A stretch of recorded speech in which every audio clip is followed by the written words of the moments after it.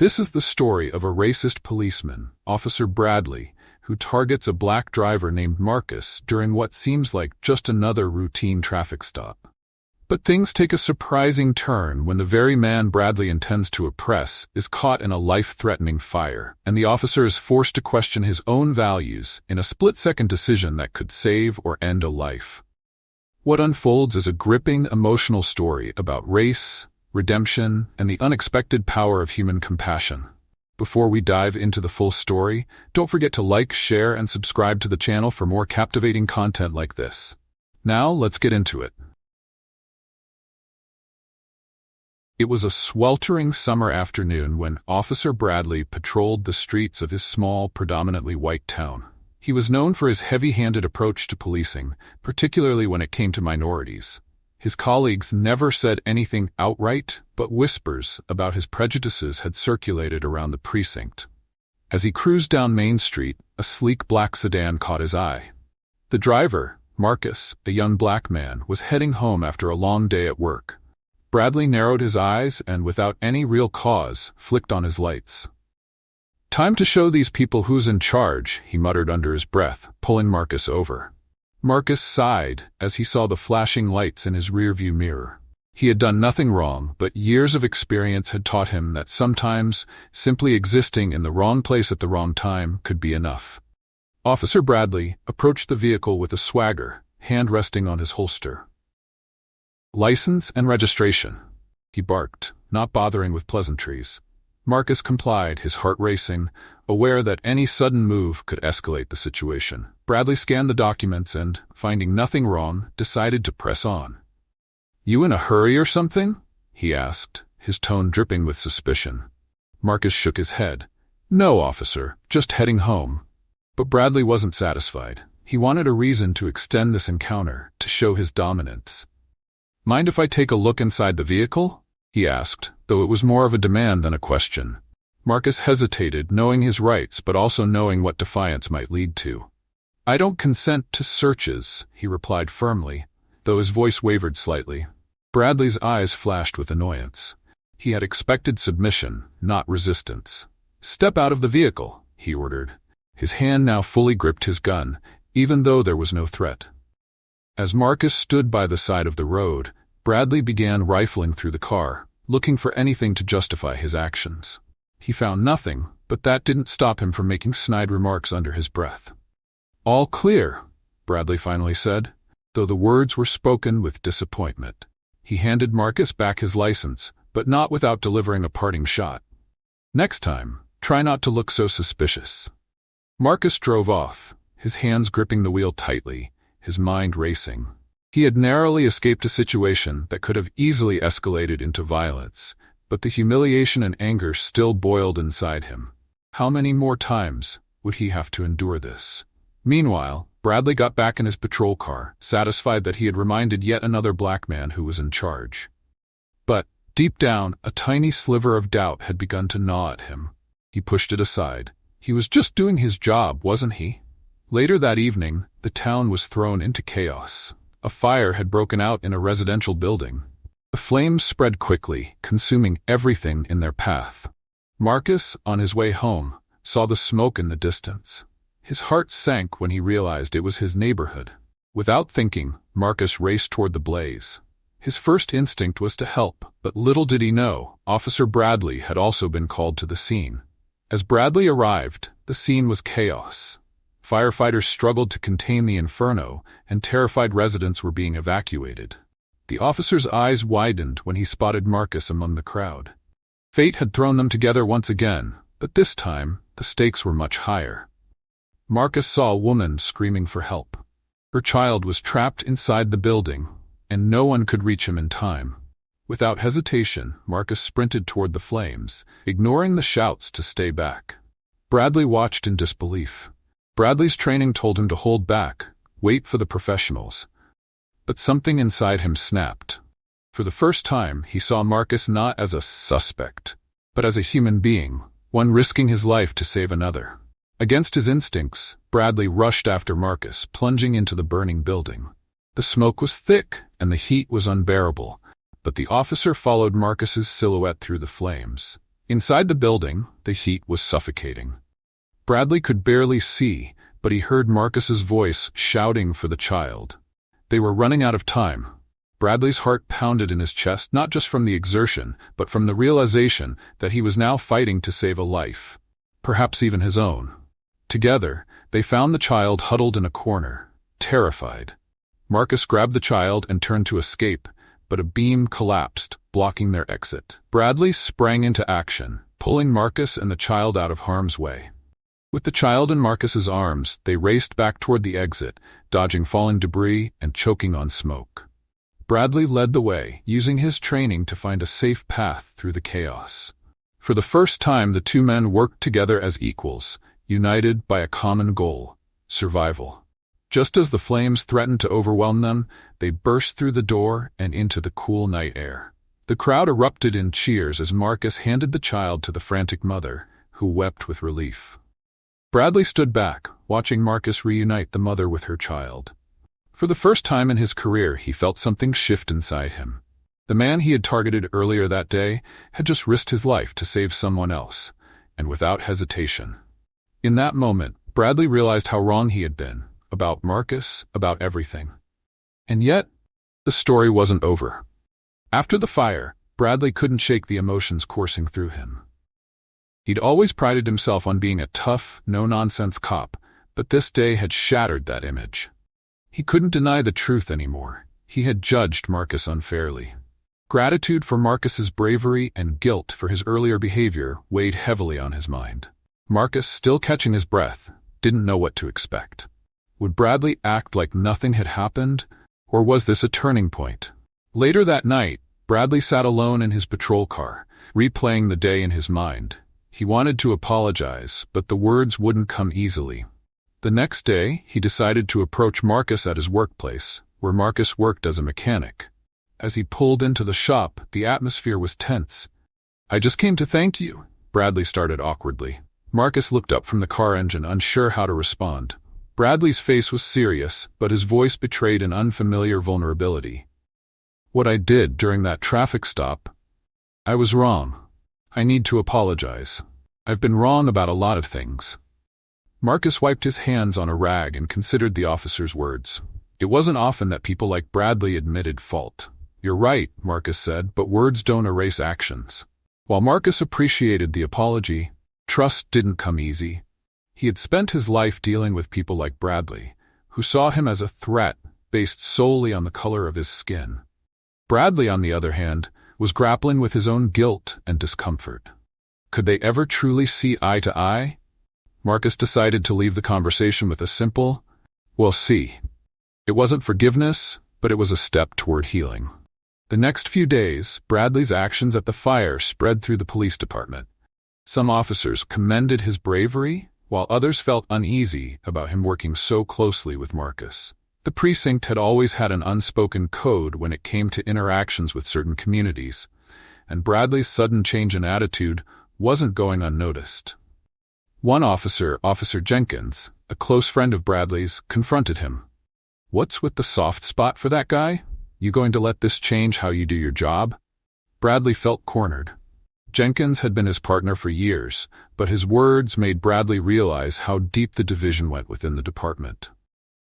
"I just think it's time we rethink how we handle things," Bradley replied. Jenkins scoffed. "You're getting soft, man." The tension between them simmered as Bradley realized that standing up for what was right might come at a cost. Word spread quickly in the small town, and not everyone was happy about Marcus's emerging hero status. Some of the more conservative members of the community felt that the media attention was overblown, and that Marcus was being hailed as a hero for simply doing what anyone else would have done. Bradley, however, felt differently. He had seen Marcus's courage firsthand, and couldn't shake the feeling that he owed Marcus something more. Meanwhile, Marcus's family was proud of him for risking his life to save the child, but they were also concerned. His sister, Tamara, sat him down one evening. "You need to be careful, Marcus. Not everyone's going to see what you did as heroism. Some people will still see you as just another black man." Marcus nodded solemnly. He understood what she meant. The world hadn't changed overnight. As weeks passed, Bradley continued to reflect on his relationship with the community he had long disregarded. He noticed other black drivers in his town who faced the same discriminatory practices he had used against Marcus. He began to feel a sense of responsibility to change more than just his own actions. He decided to bring up the issue at a department meeting, knowing full well it wouldn't be easy. At the precinct, Bradley requested to speak during a routine briefing. As he stood before his fellow officers, his heart pounded. "I've been thinking a lot lately about how we treat people in this town, particularly people of color," he began. The room went silent. Some officers listened with folded arms, while others looked outright hostile. "We can do better," Bradley continued. "And we should." As expected, Bradley's speech didn't go over well with everyone. Jenkins was the first to speak up. "Are you saying we're racist, Bradley?" "I'm saying we have biases we need to address," Bradley replied calmly. "We've all seen it. You can't deny that." The room buzzed with murmurs, and Bradley knew that his words had struck a nerve. While Bradley dealt with internal conflicts at work, Marcus tried to move forward with his life. The fire and subsequent media attention had died down, but the experience lingered in his mind. He couldn't shake the feeling that something had shifted between him and Bradley. Though they hadn't spoken much since the apology, Marcus felt as though their paths would cross again soon. A few weeks later, Marcus received a phone call from Bradley. It was an unexpected and somewhat awkward conversation. "Look, I've been thinking, I'm working on something at the department, and I could use your perspective," Bradley said. "What do you mean?" Marcus asked, unsure where this was going. "I'm trying to change the way we handle things here, but I can't do it alone." Marcus wasn't sure if he wanted to get involved. He had never trusted the police, and one officer's change of heart didn't mean the system was any less corrupt. "Why should I help you?" Marcus asked pointedly. Bradley hesitated. "Because we both know things need to change, and because I think you're the only one who can help me convince them." After much deliberation, Marcus agreed to meet with Bradley to hear him out. They sat down at a local diner, an odd sight for the townspeople who had seen their tense encounter months ago. Bradley outlined his plan to address racial bias in the department, but he was clear about one thing. "I can't do this without you, Marcus." Marcus listened carefully, unsure whether to trust Bradley's intentions. Bradley arranged for Marcus to speak at a department meeting. It was a bold move, and both men knew it would stir the pot. On the day of the meeting, Marcus entered the precinct with a mix of nerves and determination. The officers were silent as Marcus began to speak, sharing his experience as a black man in their town. He didn't sugarcoat anything. As Marcus spoke, some officers listened respectfully, while others grew visibly uncomfortable. Jenkins, in particular, looked like he wanted to say something but held back. When Marcus finished, Bradley stood up to support him. "This is what we need to hear," he said, addressing his colleagues. "We need to understand what it's like for people like Marcus, so we can do better."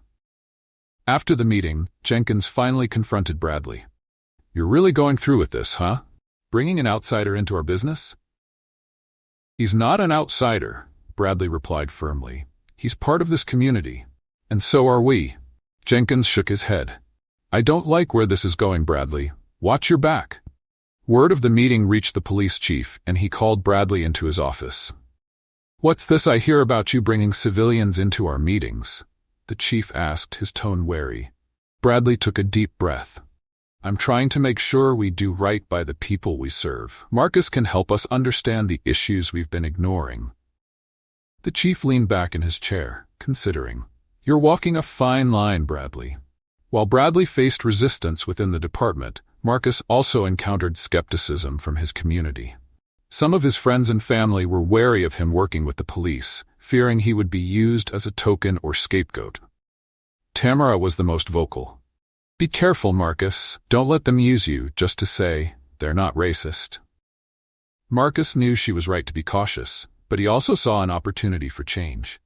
As Bradley continued to push for reforms, he found himself increasingly isolated within the department.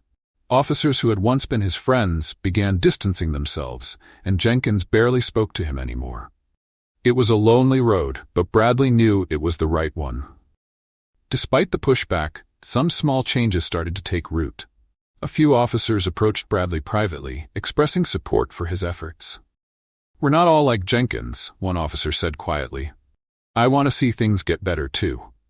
Bradley felt a glimmer of hope. Maybe change was possible after all. After months of tension, the police chief finally made a decision. He called Bradley into his office and informed him that the department would officially begin a racial bias training program, with Marcus as a community advisor. "You got what you wanted, Bradley," the chief said. "Now don't screw it up." With the chief's approval, Marcus began working more closely with the department, helping to develop the training program. It wasn't easy, and there were many awkward moments, but slowly Marcus started to see the impact of his involvement. He knew it was just the beginning, but it felt like progress. Not everyone was on board with the changes. Jenkins, in particular, remained vocal about his opposition. He believed the department was bowing to political pressure and saw Marcus's involvement as unnecessary. During a heated argument with Bradley, Jenkins finally revealed his true feelings. "You're turning your back on your own," he spat. Bradley shook his head. "I'm doing what's right." As part of the new program, a public community meeting was scheduled to address concerns between the police and local residents. It was an important step in bridging the divide, but tensions were high. Marcus agreed to speak at the meeting, sharing his experience once again, this time in front of both the police and the community. The meeting started off civilly, but it didn't take long for tempers to flare. Some residents were angry, feeling that the police had not done enough to address systemic racism. Others, particularly from the police side, felt that they were being unfairly criticized. Marcus stepped in, attempting to mediate. "We're here to find solutions, not to point fingers," he said, trying to calm the room. As the discussion continued, some common ground was found. Both sides acknowledged that mistrust had built up over years, and that it wouldn't be repaired overnight. Bradley spoke up, echoing Marcus's sentiments. "We're not perfect, but we want to do better. And that starts with listening." By the end of the meeting, the tension had eased slightly. It wasn't a perfect resolution, but it was a step in the right direction. People on both sides began to see that progress, however slow, was possible. Marcus and Bradley left the meeting feeling hopeful that real change was within reach. Jenkins, however, was not convinced. After the meeting, he confronted Bradley once again. "You're fooling yourself if you think this is going to change anything." Bradley, tired of Jenkins's negativity, finally stood his ground. "Maybe it won't, but it's better than doing nothing." Jenkins scoffed. "Good luck with that." As Marcus continued his work with the police, he often found himself reflecting on how far he and Bradley had come. Just a few months ago, they were on opposite sides of a deeply entrenched system. Now, they were working together to try and change it.